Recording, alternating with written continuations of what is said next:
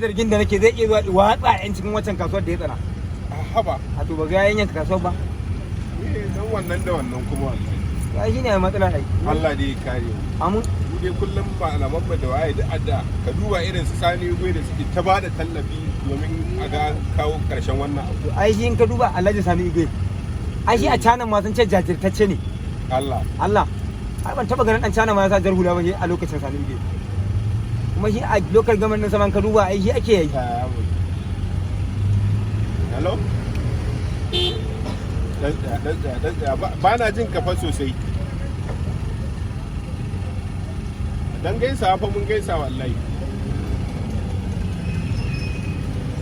To ba dai result din na ba. Dan girma Allah daga sai kake yi. Yana na kamu wallahi. Dame. Na kamu wallahi. Alhaji. Ai wallahi zaman mu ya zo ƙarshe. Ai ba zo ba. Alhaji. Kai gangara ce fa. Gangara ce la ilaha illallah. Muhammad burki